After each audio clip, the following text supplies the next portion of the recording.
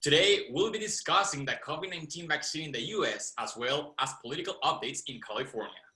Followed by a look at the potential federal decriminalization of marijuana and how Warner Brothers is looking to stream new movies on HBO Max. And finally, we're committed to bringing you the news, views, and info to go on this episode of the Report Roundtable Discussion. I'm Amanda Mendoza. I'm Jorge Flores. I'm Andrea Carvajal. And I'm Brie Eastlick. And as you can see, we're continuing to practice social distancing and are going to conduct our episodes via Zoom for the foreseeable future.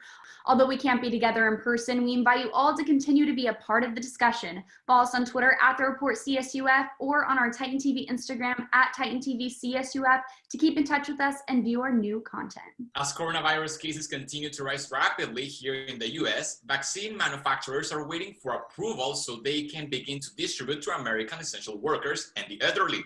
However, the New York Times recently published an article detailing how the Trump administration passed up a chance to settle a deal with Pfizer several months ago.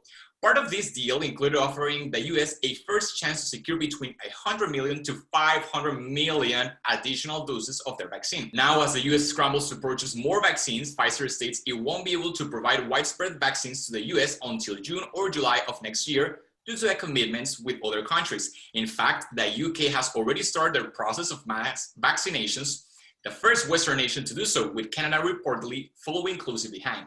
However, in response, the Trump administration claims to have 5 other vaccine candidates in mind. Guys, this is the news that we were waiting for several months ago, the vaccine, and what's the future of COVID-19. In my opinion, we need to talk about some of the areas that the Trump administration did poorly during these past months. First of all, he was already making some negotiations before Pfizer was already approved by some countries. And I think that was a clever move to do by that time. However, all of the possible regulations that they were needed to be applied to our society, he just disbanished it. He didn't pay attention to it. I really think that the Trump administration did a poor job trying to lower the cases of COVID-19. Another of the things that we need to talk about is about Pfizer. Of course, Pfizer is not gonna be able to be delivering all those mass vaccinations to more countries. They have already commitments with other nations in the world, not just the United States. So I consider that it was a good move for him to have other vaccine candidates, but he did a poor job during the whole year trying to make it good when it comes about COVID-19. So what do you think, guys, about this controversial topic? Yeah, you know what? I'm not surprised that the Trump administration passed up on this deal to work with Pfizer, because let's look back months ago when they also declined to be a part of COVAX.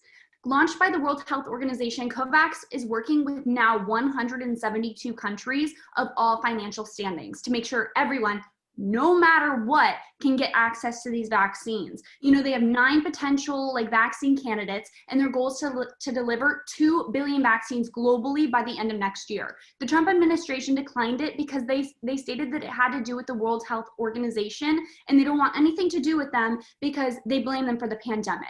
You know, this is very interesting because when they first heard of the virus, they believed it to be a hoax. No matter what anyone was saying, they still thought it was a hoax. I also noticed that whenever we can really do something with other countries, President Trump almost wants to just pull us from it. It's just like pulling us out of the Paris Agreement to combat climate change. By declining these offers, we're pushing back the end of the pandemic for us.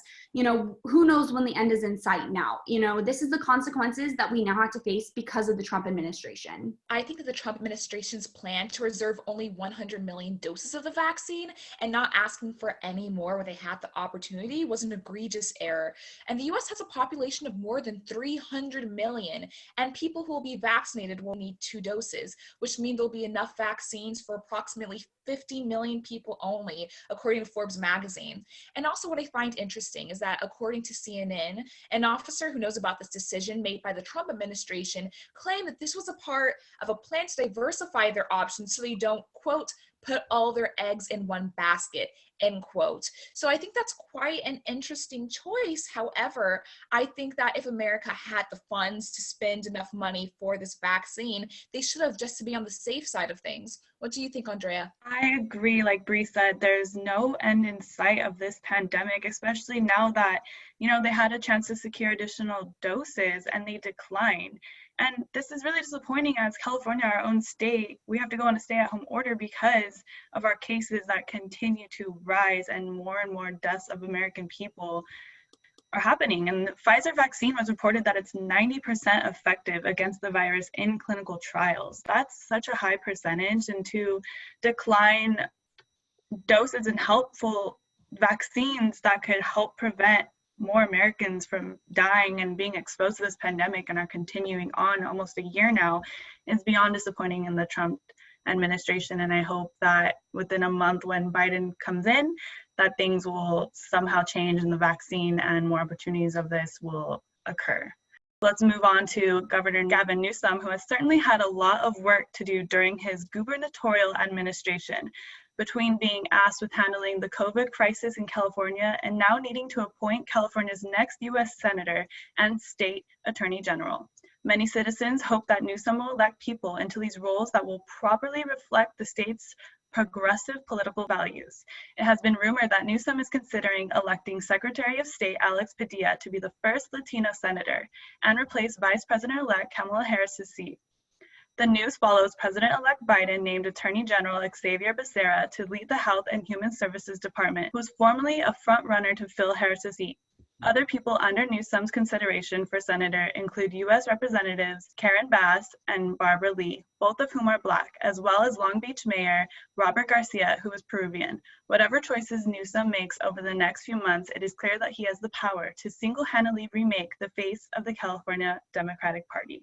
Now, Governor Newsom has been in the news a lot lately, between his French Laundry scandal, now this stay-at-home order in California that majority of people aren't very happy with, but then we have half of California okay with it. A lot of people want to re-elect him, but now he has the power to appoint two major California offices, the California Senator and the California Attorney General. This can make an opportunity. All of his possible appointees are very diverse. And this is reflecting off of Joe Biden's now diverse cabinet as well. So it's very exciting to see that he has the opportunity to make a new face of these seats in California. So are we happy that he gets to have this decision as power of governor, especially that people aren't very happy of his decisions now in COVID? So what are your thoughts, Jorge? You know, Andrea, that's such an interesting topic. First of all, personally, I don't really care how bad he's going to be or how good he's going to be able to elect the next official. What I care about is the candidates. And if I just look closely to Alex Padilla, he's the Latino that our community as Latinos, we need to be represented by. He's going to become like the first Latino senator in case he gets appointed. Now, this is very controversial because some people, they could say, well, I mean, does that mean that it's good just to have a Latino, an Asian, a Black senator without thinking about their capabilities? Well, when we talk about Alex Padilla, and I've been looking closely to his career, he went to the MIT. He has credentials. He knows what he's doing. He's been in the political side of things since the 1990s. So besides he's Latino, he's also capable of doing it. I believe that if he gets appointed, the Latino representation is going to increase the way it should, because those are the demographics in our state. The governor, he's going to be deciding two very important positions in our state and for our country. I believe that's going to really affect his image for good or for bad in the next 2 or 4 years.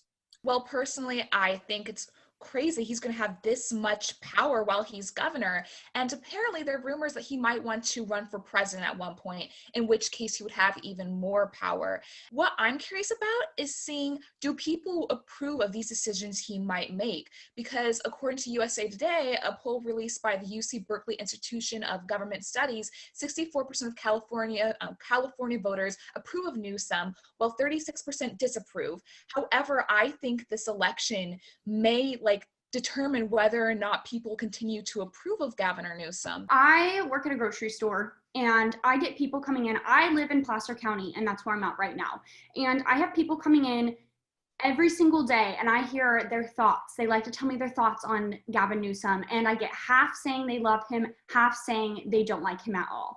You know, I think that Gavin Newsom started out good combating the virus and then has slowly started to falter, and especially with the scandal with the restaurant. And So now I'm kind of caught in between about how I feel about what he's doing. But I do like the new laws that he has placed with the 15% in the ICU. If you fall below 15% in your ICU capacity, then you guys go into full lockdown.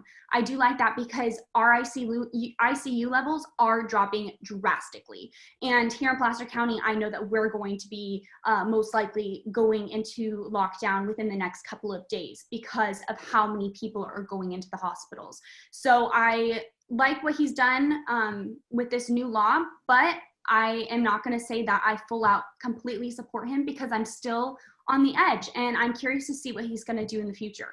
But how about we move into some more politics?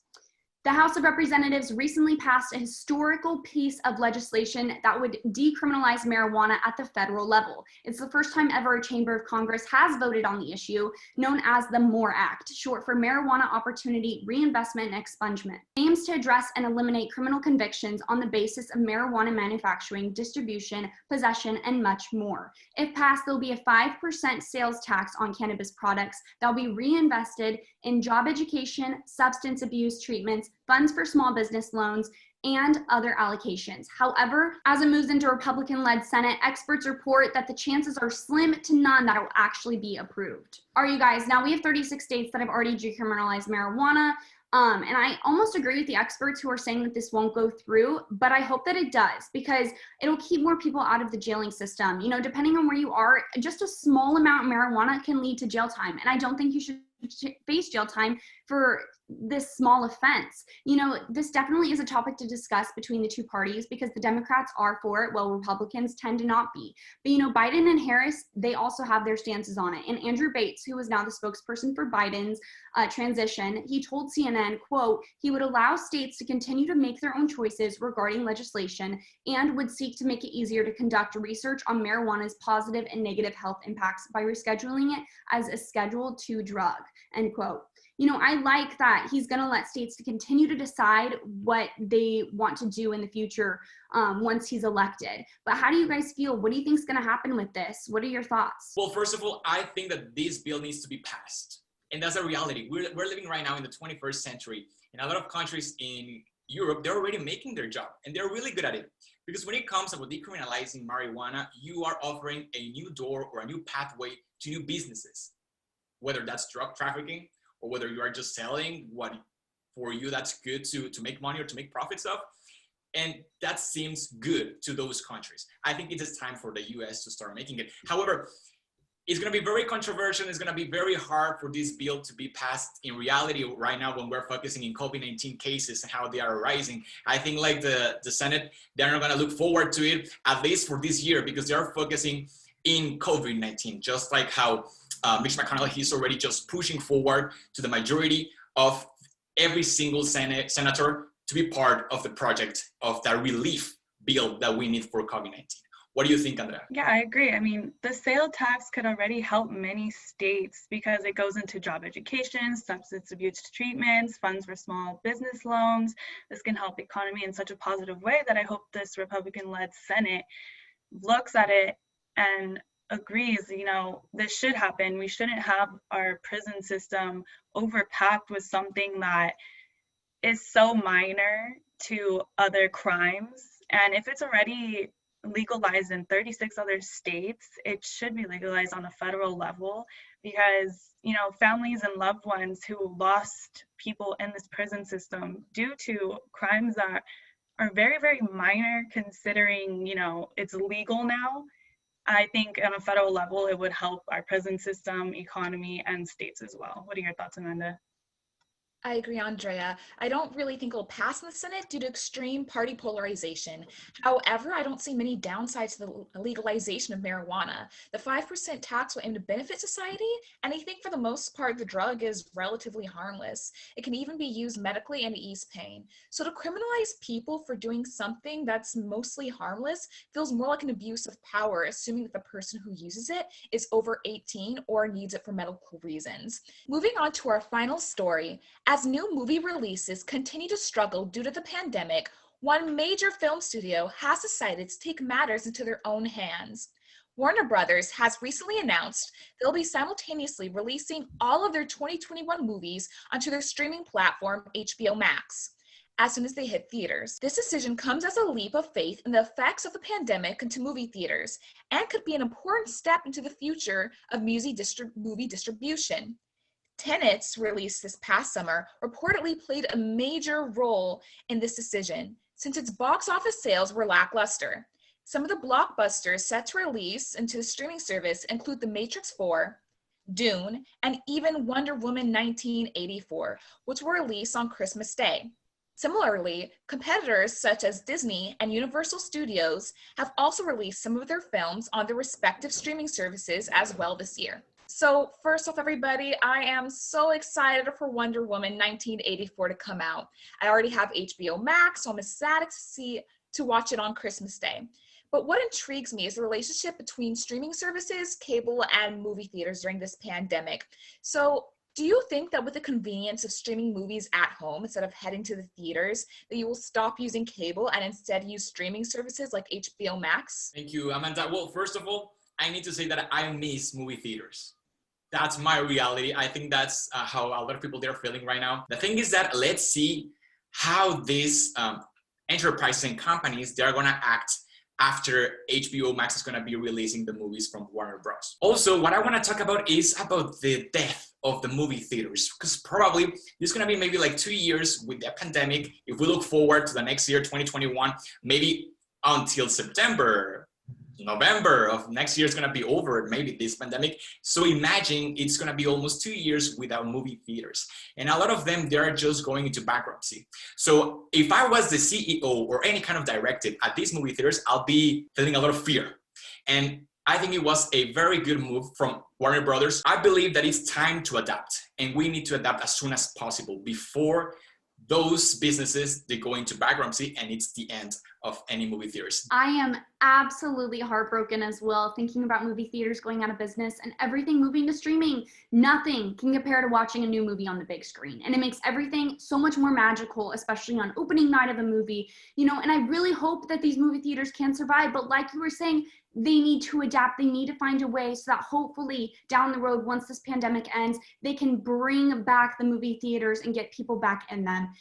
It makes me upset because if you have premium Hulu, premium Netflix, Prime Video, Disney Plus, and HBO combined, that's $63 a month. With so many streaming services and more to come, it seems like just a hassle. But you can't just have one because they all don't have the same movies and shows. What do you think, Andrea? I am personally such a streamer, Netflix account, Hulu's account, but me and my friends like to share our accounts, as I think majority of people do. So the $63 a month can end up being maybe $10 each person in a way. So there is some benefits to maybe not always going to movie theater, spending $12 a ticket on each person every time. So I know it's dying out, but sometimes I think everything needs to adjust, like you said, and if they can figure out a way to somehow adjust, that would be amazing. But sometimes things just have to adapt, and if they can't, it just will not survive, sadly. You made a good point, Andrea. So hopefully it doesn't go out of business right after the pandemic. And with that, that's all the time we have today on the Report Roundtable Discussion. Thank you to everyone who tuned in every week for the latest news, views, and info. From all of us at Titan TV, we wish you the best of luck on your finals, Titans. I'm Amanda Mendoza. I'm Bree Eastlick. I'm Jorge Flores. And I'm Andrea Carvajal. Titans, enjoy your winter break. Congratulations to the fall class of 2020 as well. We did it. We'll be back next semester. As always, stay fresh, Fullerton.